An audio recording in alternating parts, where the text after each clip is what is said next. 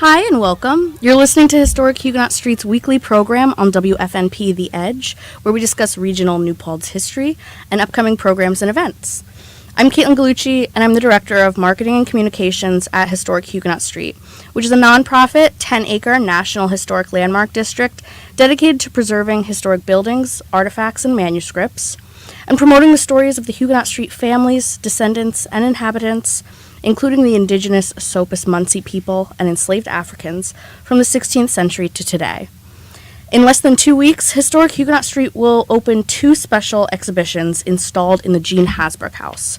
Built circa 1721, the Jean Hasbrouck House is an exceptional example of traditional 18th century Dutch architecture in the Hudson Valley. The high-pitched gable roof spans twice the depth of other stone houses from the period and is thought to be unique in the United States. The interior of the house features an original open hearth jambless fireplace and reconstructed crossbar windows, both typical of Dutch architecture, providing a perfect setting for these installations. These exhibitions recognize the Dutch influence in our region and celebrate the Dutch culture that flourished in the 1600s and 1700s when New York State was the colony of New Netherland.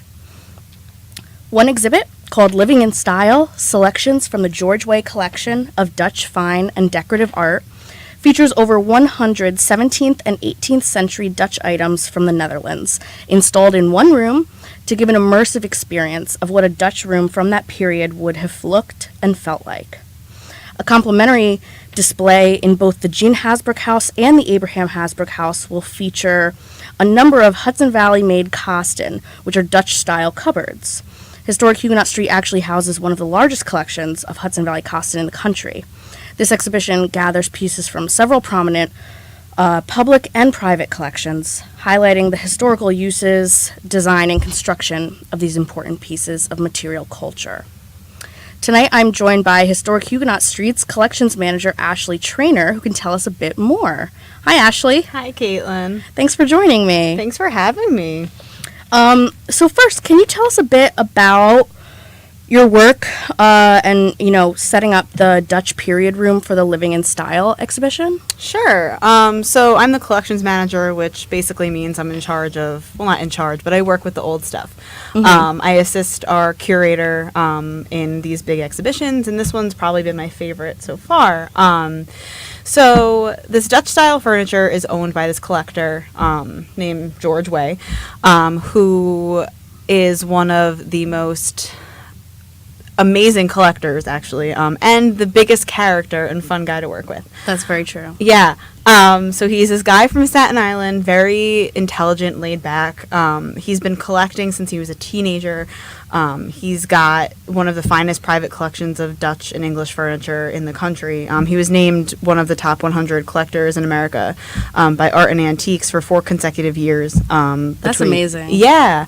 So the first introduction that I had to this furniture was going to his house his apartment in Staten Island, to catalog the items. Mm-hmm. So basically, I went with someone else, and it was measuring, photographing, and writing things about the items. Sure. So I walk into this apartment building. We park on the street in this typical Staten Island street, busy. Park on the road, go into this apartment building, and walk into this 1-bedroom apartment. Mm-hmm. You walk in, and you are transported. So it's hundreds and hundreds of items. There's no paint space on the wall. It's paintings and mirrors and paintings. Historic chairs everywhere. Mm-hmm. Oh yeah, he said he has a thing for chairs, right? He loves chairs. Yeah. He loves his furniture, and the thing that I love about him is he's just mostly self-taught. He's just reads and so his stuff we packed up and brought to Huguenot Street, and amazingly, it didn't even look like anything left, even though there's over 100 items in the exhibition. Oh, you mean his apartment certainly didn't look empty. It didn't look empty at all. Sure. He was like, let me just pull the rest of my collection out of the closet and put it on the wall. Oh, okay, yeah, fill in the blanks. Fill in the blanks. So, yeah, we're really lucky to have this stuff. Yeah, definitely. It's really awesome. Yeah, I mean, especially with, the accolades he's received, that's really exciting because obviously his collection is really prestigious. Mm-hmm. And, yeah, it's so cool that he's, self-taught man. Like, Yeah. it's really interesting. And guy. he said to me, like, it's in his bio as well, but Oprah's been to his apartment. He was featured on Oprah. Yeah. Oh, that's right. Yeah, he's been on TV. Yeah. He's a great guy. Yeah.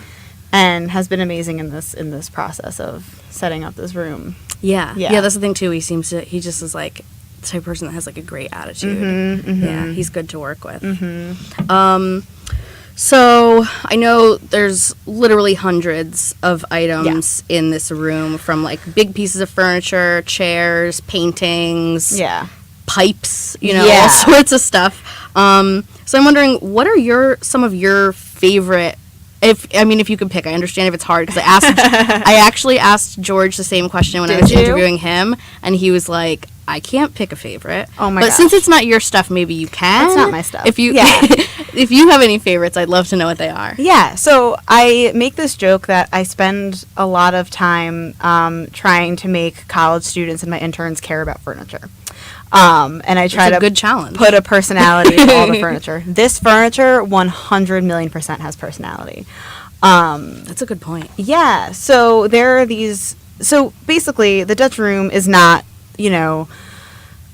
a normal middle class people's room. This room is supposed to be 17th and 18th century, so 1600s, 1700s, stuff from the Dutch Golden Age. So it's when, a cultural heritage was being celebrated, and people, it's a wealthy person's room. Gotcha. So And- not just anyone would have these items. Exactly. So it was kind of a thing where they would decorate. I think George said to me once that in royal places, they decorated walls with these chairs. So the chairs are tall and they're really elaborately carved. And these chairs were an art form. It wasn't just like going to Sears or Target and buying a chair now.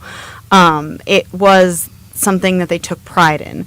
So this chair that I'm thinking of that you have to come and see is this chair that is upholstered with this. It's a reproduction red fabric, but the turnings, meaning the legs on the chair, are twisted. So I can't really explain it well on the radio. You're just gonna have to come see the room. But it's hard to describe. Yeah, but the arms of the chair have lions carved into the ends. Oh, wow. So I just think it's really, really amazing that these chairs were so prized and so cared about that they lasted from the 1700s in Holland to Staten Island, a one-bedroom apartment of George Way. That is really amazing. Yeah. So, I just have a love for chairs because Huguenot Street loves chairs. But I think that my favorite pieces in his collection are the Delft. There's a lot of that. Yeah, so Delftware in Holland, they would make porcelain, but the reason that Delft with a capital D, because people imitated it later, it was a mixture of 3 different kinds of clay that made it really kind of thin and fragile, I guess. So at some point, and that's what identifies this original Delft. It's not just anything painted white or blue. Right. It's Delft with a it's capital Delft D. with a capital D Yeah. because Delft is a city in Holland. Gotcha. So if you go to, if you look up on the Met's collection, just Delftware, there's like hundreds of beautiful pieces. HHS has some in their permanent collection, but George's is just like out of this world. I'm thinking of this one piece. So also in China, the Chinese porcelain would get imported into Holland, and then these people would imitate those kind of motifs. So it's a lot of Asian, influence. But there's I noticed that. So there's a lot of, it's not just blue and white. There's this collection, there's 3 polychrome ones, which means they have different colors, like yellow and oranges. They're just really striking. And it was really interesting to handle this stuff and be able to wrap in bubble wrap, because we went down there a few times, to even just get this stuff to New Paltz in August. I bet that was a little nerve-wracking. Yeah. He's just like, it's his stuff. So he's like, he's very handing it to comfortable, us. very And I'm like, comfortable. oh, God. But yeah, so those are the Delftware and, the furniture. But also, like, it's just everything. Like, I'm just grouping things together. No, totally. I know when I first went in there. So I'm one of those people, too. Like, you're a collections manager. I'm not. And so, like, how you were saying, you like to prove to people that, like, anybody can like be interested in this, and like I know when I went in there, it's amazing. I know I personally was taken. There's a lot of gold in there, or like what is it, brass? It's brass and bronze. Okay. So they loved anything. They put a lot of things in there. I guess it's literally Dutch. gilded. Yeah, the golden age. It's literally gold. They liked anything that caught light, and so the candlesticks. Me too. Yeah. There's this. You guys, you got to come see this room. Yeah. I'm thinking of specifically. There's this tobacco box that's really cool, and it's got some intense detail on the table. And it's a small box, and it's got like a carving of this man. I forget who's on the box. And it's got like quotes in Dutch, and it's so small and so carved intricately that it's just amazing. These things were, the material culture at that point. Now, because of manufacturing, is not, as important to us, I guess. But then it was just like, it's amazing that this stuff, survived. I want to mention, I don't know if you know this yet, but I was talking to Christine, the manager at our museum shop, and you know how she usually has like reproduction Delft like homewares, like magnets and coasters and really cute stuff. Okay, well, she just bought more Delft magnets, and because she said she realized that some of them are exactly the same as the ones that are George's in the Dutch room. Yeah. So if you want to decorate your apartment to look like George's, you can get these magnets. Something amazing, though, about George's collection is that, like, the stuff that they sell, I don't know, George's Delft is the things that is the example of the 21st century trying to make things to replicate it. Does that make any sense? Yes. It's like... His are like the examples. Yes, like the top examples. Exactly. Sure. It's the top examples of what Delft should be, and it's just amazing that these are living in somebody's I can't believe I know the person who owns them. Yeah. It's amazing. I feel, lucky to like be around these things. Yeah, I feel like it's lucky to get to like see them. Yeah, in person. Oh, that's neat. Yeah. You got to like pack them up and stuff. Am I doing a good job at like convincing you that it's amazing? Yes. And that these chairs, like a man, like think of like Van Gogh painting. Like somebody like sat there and chipped away at this wood. Yeah, you're right. And cared about it for however long it took them to make. They really are so intricate, those chairs. Like they're like, you can look at them for a while. Yeah. Absolutely. There's always something new. Well, I'm fully convinced. Okay, I'm glad I did a great job. So, but I mean, how can other people come see this exhibition? So there's our annual Fall Harvest Celebration dinner where you can buy a ticket and come preview it. But other than that, it'll be on our normal tour starting on October 1st. That'll kind of be like a quick walkthrough of like what the room is, and if you have specific questions, we'll have a catalog that you can purchase in our museum shop. Oh yeah, nice. Yeah, or George, who we've been talking so much about, is doing, I don't know if it's 2 or 3 specialized He's got tours. Two specialized tours. One is, I know, November 4th. I don't know what the other date is off the top of my head. December 9th. December 9th. So you can register for that and come see him talk about his stuff, and it's really awesome to see this person who has dedicated his life to searching for these things talk about them. Yeah. It's more interesting than me talking about them. I love listening to you, but he's fun to listen to. Yeah, totally. Thanks. Right now we're going to take a quick break. This is WFNP The Edge. Hi, and welcome back. You're listening to Historic Huguenot Street's weekly program on WFNP The Edge. I'm Kaitlin Gallucci, and I'm joined by Collections Manager Ashley Trainor to talk about the upcoming exhibitions on Huguenot Street. So before the break, we talked mostly about the Dutch period room that'll be going into the Jean Hasbrouck House. Now, Ashley, can you tell us what kasten are? Okay, so kasten are basically massive Dutch cupboards. There's one in the Dutch room that is from Holland. It's Dutch. However, the art of kasten came to America when they came here and Sure. Yeah, New Netherlands. So kasten literally means cupboard or case in Dutch.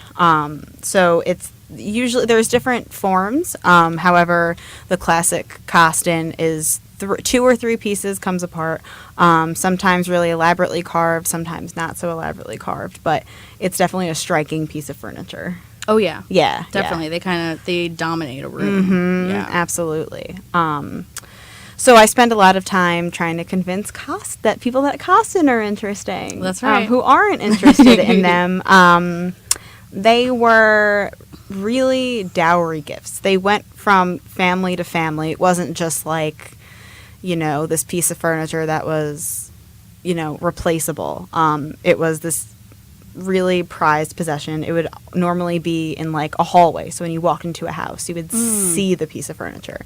And it would become like an heirloom. Yeah. And stay in a family. Yeah. And so we're doing an exhibition of them in the Jean House. That's really cool. Yeah. And how many are in it again? How many are in the exhibition again? 12. 12. Yeah, that's going to be pretty powerful. Yeah. So when we first decided to do this exhibition, I was like, are the floors going to hold them? Oh, good question. Yeah, there's a lot of these questions that nobody realizes. We're not putting them up in a gallery. We're putting them in a 300-year-old house. Correct. Yeah. Disclaimer, the floors hold them. They're all Oh, set. the houses are still standing? They're still standing. Oh, okay. They have not caved in yet. Yeah. So actually a few people and museums and organizations were generous enough to lend their Costin to us. What I've realized is that in this area, people who love Costin love them. It's a real like passion. So I was gonna say they come out of the woodwork, but that felt way too funny, and then I had to say it anyway. Yeah, they did. Yeah. So I said cos means case. So there's these giant cupboards. So we've got a few different kinds. So HHS has some in their permanent collection. So we've got a few featured. I can't remember the lenders off the top of my head right now. That's fine. However, there are some really cool ones. There's these country costs that are less elaborate and kind of more plain. It's interesting. Sandy Levy, the vice chair of our board and kind of resident Costin expert, was telling the tour guides yesterday when we were doing a training that you'll know that you can kind of just assume that these more simple Costin, the maker didn't have the more elaborate tools or the skill.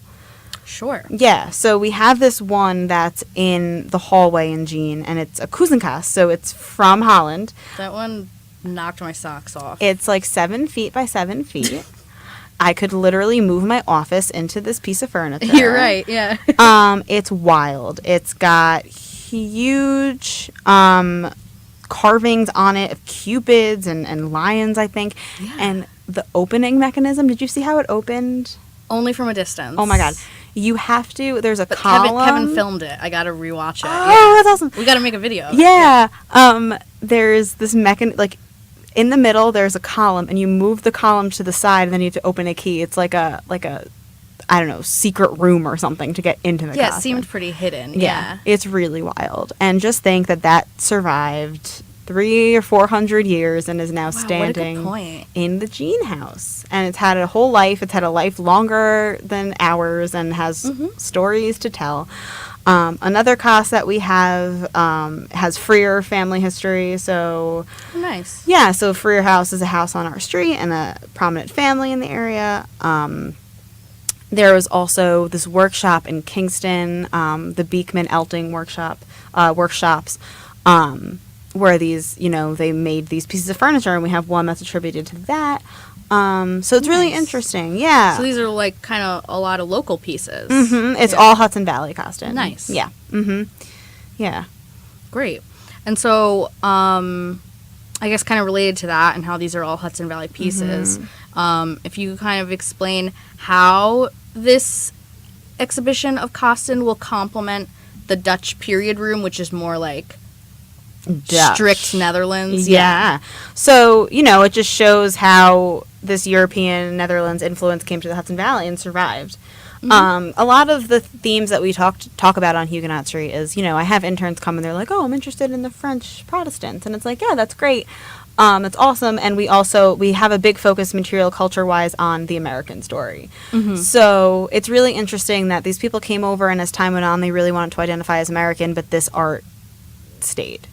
Yeah. And this tradition stayed. And the other traditions stayed, obviously. But these Costin are, true pieces of the Dutch, that you can see today. Yeah, totally. Yeah, absolutely. Yeah, That's definitely. why I really love them, is because, you might not be able to appreciate the ball feet or, the construction or the cool. carving. They are really cool. But thank you for saying that.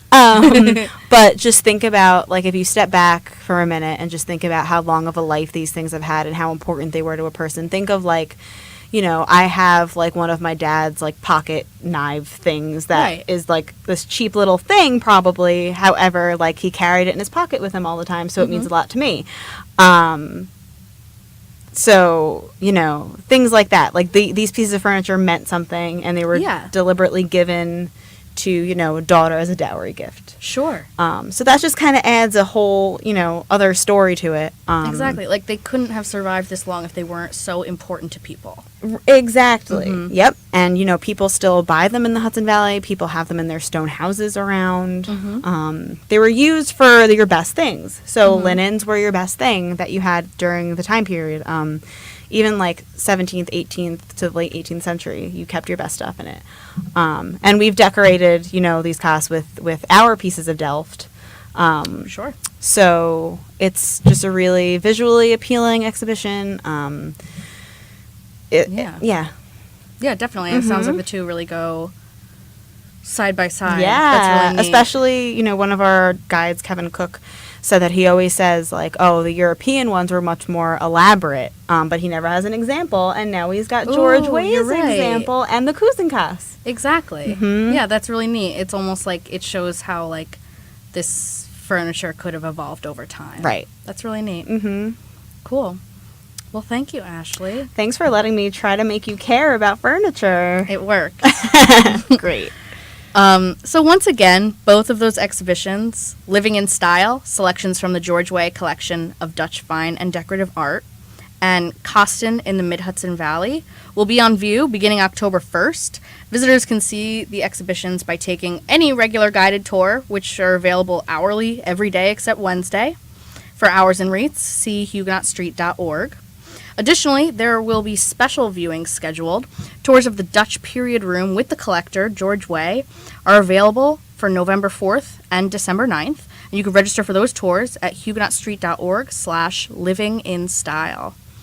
Special tours of the Kosten exhibit with antiques expert and HHS Board Vice President Sanford Levy are available on October 14th, November 9th, and December 16th. And you can register for those at huguenotstreet.org/Kosten, which is spelled Kasten.